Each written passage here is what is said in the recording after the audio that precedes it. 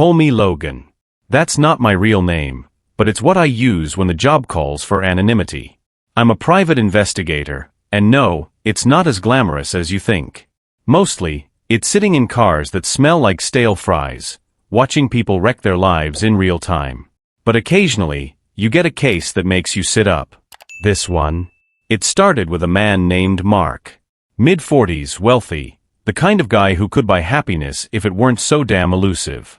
He walked into my office looking like he'd been mugged by his own emotions. Eyes bloodshot, tie askew, fists clenched. "She's cheating," he said, voice flat. "I get this kind of thing all the time. People show up hoping I'll tell them they're wrong." Mark wasn't hoping for anything. He already knew. The envelope he slid across my desk told me everything I needed to know. Inside were photos of his wife Claire, a stunning blonde in her late 30s, along with her phone number and $10,000 in cash.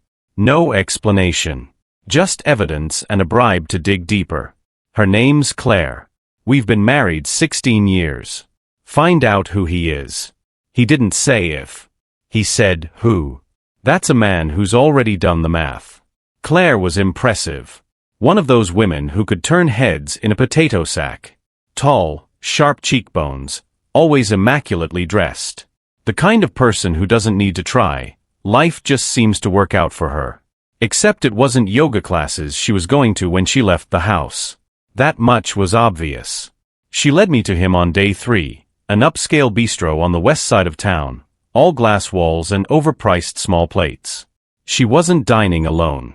Enter Peter, not just a guy, but a goddamn stereotype. Mid-30s, good suit, expensive watch, and the kind of jawline that screams bad decision. Peter wasn't some random fling. He was calculated. When Claire leaned over to touch his arm, laughing at something he'd said, I got the shot. Not because I needed it, but because people like Mark, they need to see it. Over the next week, the puzzle came together. Claire's little rendezvous weren't spur-of-the-moment hookups. They were a routine. Hotels, rented apartments, even a quickie in Peter's car. She didn't just cheat, she excelled at it. I handed Mark the evidence, photos, audio recordings, and text messages so graphic they could have been banned in 5 states. When he saw the pictures, his expression didn't change. No rage, no sadness, just a flicker of something dark behind his eyes. "She thinks she's clever," he muttered. "She's not." It was then I realized, this wasn't a man unraveling. This was a man calculating. Mark didn't waste time. "What about the guy?" he asked, flipping through the folder of evidence like it was a menu. "Peter Graham," I said. "VP of sales at some mid-tier tech company. Married. 2 kids. Lives in the suburbs. Looks like a prick who thinks he's God's gift to women." Mark gave a humorless chuckle. "Let me guess, his wife doesn't know?"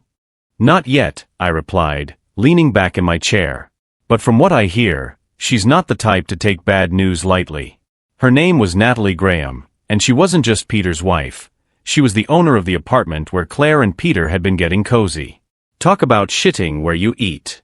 Mark nodded, like he was mentally moving chess pieces around a board. "Get in touch with her. Let's make this a team effort." That's how I found myself sitting across from Natalie in a cafe the next day. She was late 30s, petite, with the kind of sharpness that came from years of running her own business. When I laid out the evidence, she didn't cry. She didn't yell. She didn't even flinch. Instead, she stared at the photos of her husband screwing another woman in her apartment and said, "What do you need from me?" Mark was right. Natalie wasn't the type to take bad news lightly. The 4 of us, me, Mark, Natalie, and her brother, who for some reason was built like a tank, sat in her living room that evening, laying out the plan.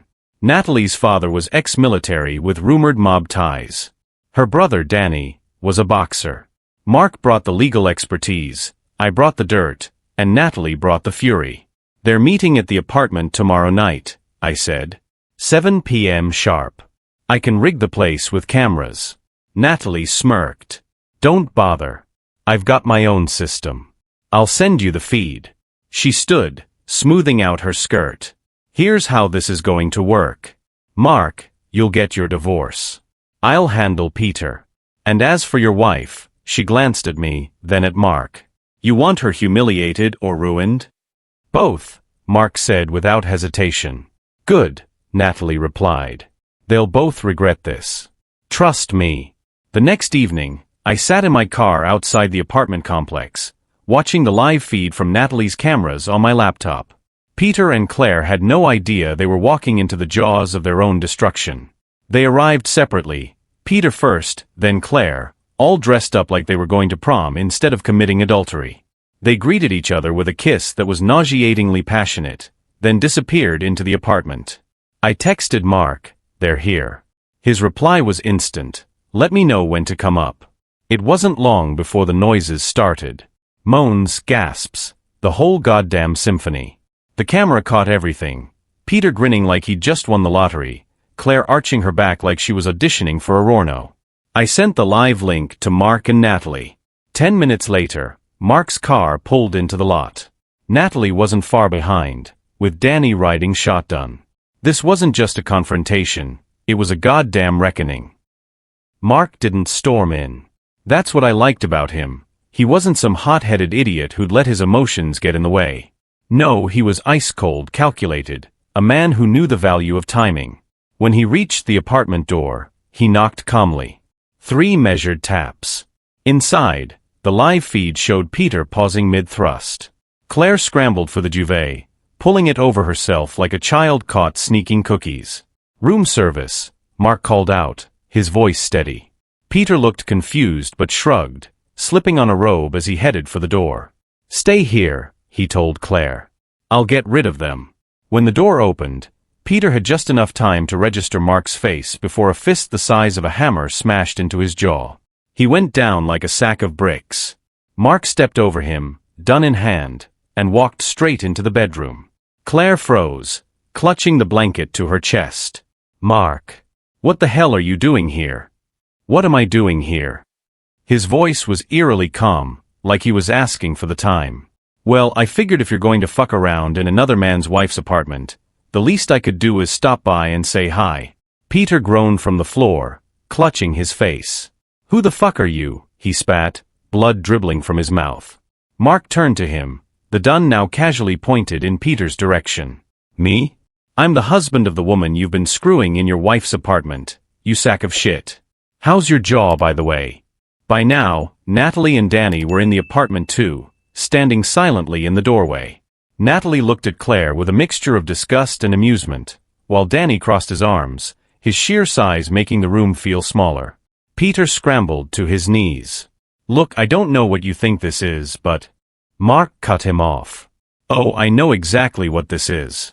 It's you, fucking my wife, in the house your wife paid for. What I don't know is how you thought this would end." Claire started sobbing. "Mark, please, we can talk about this." "Talk." He laughed, a sharp, humorless sound. "We stopped talking when you decided your yoga instructor wasn't giving you the right kind of stretch." Peter, apparently feeling brave, tried to stand. "You can't just—" Mark turned the gun on him. "Sit the fuck down." Peter sat. "Here's how this is going to go," Mark said, pacing the room. "Claire, you're done. Your clothes, your jewelry, everything I bought you? Gone. Your access to the bank accounts? Cut. You'll get the papers tomorrow. Don't bother contesting them, you'll lose. And as for you," he turned to Peter, "your wife has a few words for you." Natalie stepped forward, her heels clicking against the floor. She tossed an envelope onto Peter's lap. "Divorce papers. Already signed. The house? Mine. The kids? Mine. The car? Oh, that's staying with me too. You'll be lucky if you can afford an Uber by the time I'm done with you." Peter's face went pale. "Natalie, please, you don't have to." "Don't." Her voice was ice. "You don't get to beg. Not after what you've done. You thought you could humiliate me? Fuck you." Mark lowered the gun, but his eyes stayed locked on Peter. "I could beat the shit out of you right now," he said. "And believe me, I'd enjoy it. But I don't need to. Because in about 2 days, your life is going to fall apart. Your wife's family? Let's just say they're not big fans of adultery. I hear her dad has connections. You might want to invest in a security system. Danny cracked his knuckles. If he can afford one. Mark smiled, then turned back to Claire. And you? Don't think I'm done. Our kids already know what kind of woman you are. They've seen the proof. You can explain yourself to them when they decide to answer your calls. Good luck with that. Claire's sobbing turned hysterical, but Mark was already walking out. Natalie and Danny followed, leaving Peter and Claire sitting in silence, staring at the mess they'd made. I shut off the live feed and leaned back in my car. Another marriage destroyed, another pair of lives ruined. But hey, at least the job paid well. The days that followed weren't quiet, at least not for Peter and Claire. The fallout hit them like a wrecking ball, and I had a front row seat to their unraveling. Peter's wife, Natalie, wasn't bluffing about her connections. Her father, a retired colonel with a Rolodex of powerful friends, made a few phone calls. By the end of the week, Peter's cushy VP job was gone, his professional reputation in tatters. Word spread fast in their tight-knit suburb, and the once envied Graham became the neighborhood punchline. As for Claire, Mark made good on every promise. He froze her out of their accounts, served her with divorce papers that left her with barely enough for gas money, and ensured their kids wanted nothing to do with her. I heard she moved in with her sister, who wasn't exactly thrilled to have her freeloading. Mark wasn't the kind of guy to wallow. A week after the confrontation, he swung by my office to pick up the rest of the recordings. He looked lighter somehow, like a man who had finally dropped a weight he didn't realize he was carrying. Everything go as planned? I asked, handing him a USB drive. He smirked. Better. Claire's already begging for a second chance, but I blocked her number.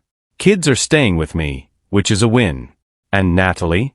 Let's just say she's got her own revenge campaign going. That poor bastard Peter won't know what hit him. Think she'll go easy on him? I asked, half joking. Mark chuckled, shaking his head. Not a chance. That woman's a shark. He turned to leave, but paused at the door. You ever wonder why people do this shit? All the time, I said. Haven't figured it out yet. Mark gave a small nod. Let me know if you do. And then he was gone. People like Mark always stick with me. Not because of the drama or the money, but because of what they represent.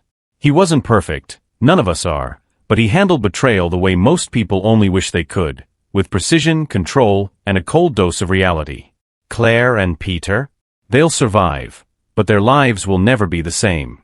Cheaters always think they're invincible, that their lies will hold up, that their actions won't have consequences. But when the walls cave in, and they always do, they realize too late that the price of their fun is steep. As for me, I poured myself a scotch that night and sat back to reflect on another job well done. Here's the thing about being a PI, you see the worst in people every day, but you also see the truth. And the truth? It's messy, ugly, and oddly satisfying. And if there's one lesson I've learned, it's this: never underestimate the quiet guy.